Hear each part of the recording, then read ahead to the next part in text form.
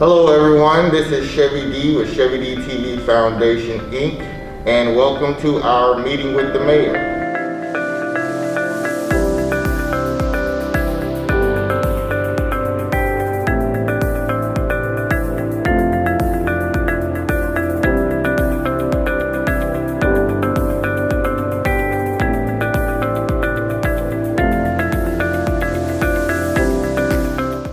Today, we'll be discussing our state and federal elections, feeding South Florida.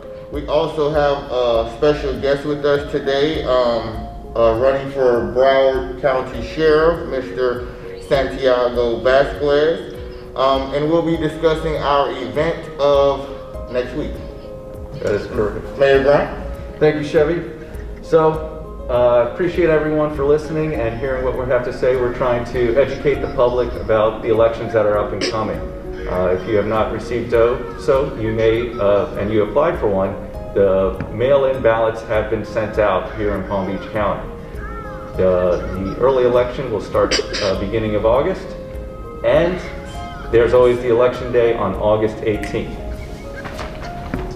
So we're going to start with the circuit judges. Last week we talked about the county judges, and there are two races for circuit judge. You have Circuit 16, where you have Jeffrey Gillen versus Henry Johnson. I know them both well. I actually had a case in front of Judge Gillen, and he ruled in my favor. So, yeah, I told Mr. Johnson, it's like I can't rule against, I can't go against that. Right. And then for Circuit 30, you have a three-candidate race of Adam Myron, Karen Sipperstein, and Jamie Goodman. Adam Myron's a friend of mine. I know him and his family, and he's a very good person and is qualified to be a circuit court judge. I was actually able to meet him as well. He came out to the Juneteenth event, showed support, so we really appreciate that as well. So he seems like a community guy, Absolutely. And then we want to congratulate our public defender and state attorney for Palm Beach County, Carrie Hotwood and Dave Ehrenberg. They both won unopposed. Congratulations. And that goes to our judicial branch of our government. And now we're going to go into the legislative branch of our government, and those are the state representatives. In Boynton Beach, we have, I think, 4 different state representatives that touch our city. You have, and there's District 88, and you have a lot of candidates running for this. And so we'll read through the list. You have Ruben Anderson, Philippe Bob Louis Jean, Al Jaquette, Danielle Matson, Amari Hardy, Sienna Osta, and Cedric Thomas. And so District 88 goes from Delray to, I think, Lake Park, and from West Palm Beach to Haverhill. It's what's called a gerrymandered district because of the demographics of that district. Right. And so that is that ability of that elected official person to represent that whole area. It's a nice sized area. Yeah. Yes. Next we have District 89, you have Jim Bonfiglio and Mike Caruso. District 90, you have former Boynton Beach City Commissioner Joseph Casello versus Lydia Maldonado. And District 91, Saeed Hussein versus Emily Schlossberg. And so do you know what a state representative does? No, sir, but tell us. Okay, so a state representative is part of the 2 houses of the Florida legislature. Okay. You have the House of Representatives and the House of Senate, similar to the Congress on the federal level. And their job is to create laws and create a budget for the governor to approve. Right. What makes Florida a little bit different is that we are a balanced budget state, so that we cannot have more expenses than revenues coming in. In addition, we allowed our governor what's called a line item veto ability. So any item that's in the budget that he doesn't like, he can just cross it out and then sign the budget. Wow, nice. So that's different than the federal government, where the president can only take it as is or reject it with a veto. Right. And so I want to go over the other state representatives that are here in Palm Beach County, because we do have quite a few, and we may get more if people apply for the census, because that's how both the state and federal government knows to redo the districts based upon the population. Right. So we have District 85, where you have Rick Roth versus Jim Carroll. District 86 of Matt Wilhite versus Susan Kovdakis Rivera. District 87, David Silvers versus Herb Sennett. And then we also have 81 of Michael Weinstein, Kelly Skidmore versus Simo Mora and Salas Bayones. So if you are a Republican or Democrat, there will be a primary for that. Along with District 82, you have Carl Domino, Rick Kozel, and John Snyder. They'll have a primary versus Alyssa Ackerley. So those are the state representatives for Palm Beach County, and then you go to the state senators. And so the main difference between the senators and the representatives is the number. Yeah. So there's only 40 senators in the state of Florida, and there's 120 representatives. So that gives each senator a lot more power because they're 2.5% versus less than 1% of the total vote. And there you have State Senator 25 of Reginaldo Diaz, Corinna Balderramas Robin versus Gail Farrell.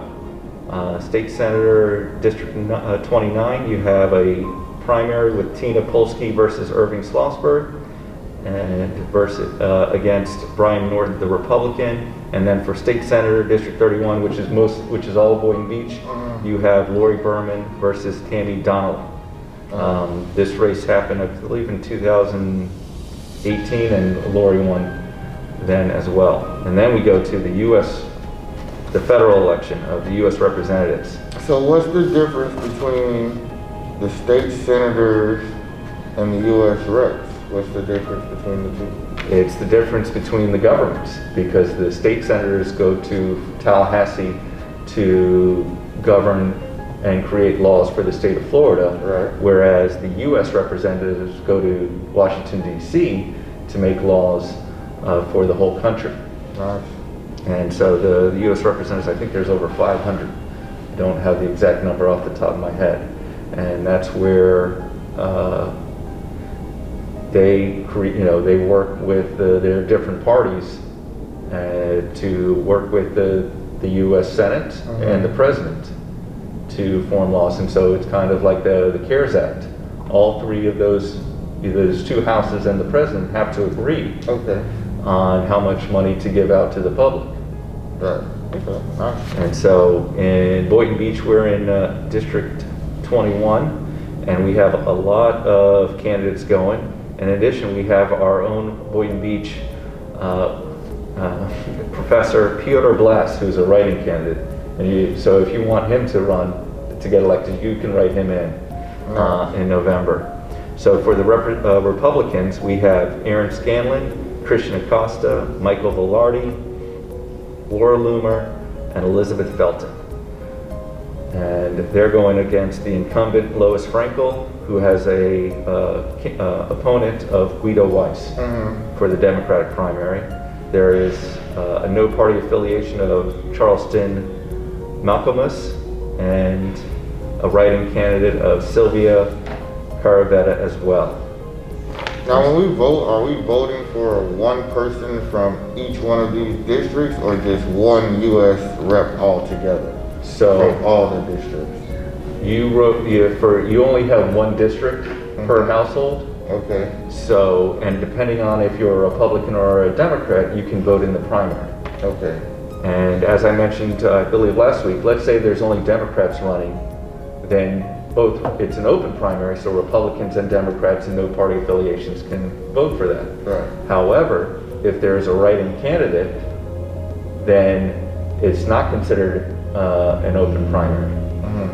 So unless you are a Republican or Democrat, you are not able to vote for a candidate in August for a U.S. representative. And then you also have District 22 of the U.S. representatives.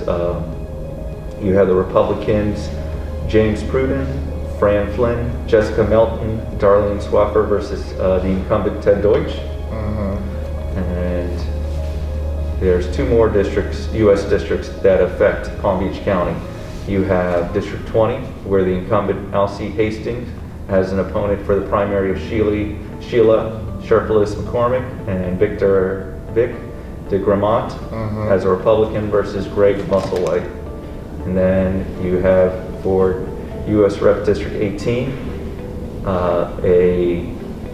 you have Brian Mast, the incumbent, versus Nick Vessia for the primary, and Pam Key versus Oz Vazquez. And there's also a no party affiliation, Kay Miller. And so because they have no party affiliation, they're going to automatically be on the November election. Okay, cool. That's a lot of people, man. Yeah, this is our government. So these are the people that we elect, because we're in a democracy, to form our republic government. And the way that they are our voice up in the form of government, because you know do you know the purpose of a government? To pretty much govern a society of people and keep it, sustained, maybe? Yeah, absolutely. Yeah. It's safe, healthy, and productive. And so that's kind of where we have to realize who is going to be our voice. So why is it just as important to vote on a local level as well as like the U.S. government level? Why are they just as important? So it's actually important for any type of government. So for example, even a homeowners association or a condos association, where there's that president of that organization, they're the ones that are going to dictate how much you have to pay in assessments or not pay. So there's that money factor as well, because all of those governments, they're able to tax or assess fees on a person so that the government can run, because the government does not work for free. Right. Definitely. All right, so that is it for the candidates for November.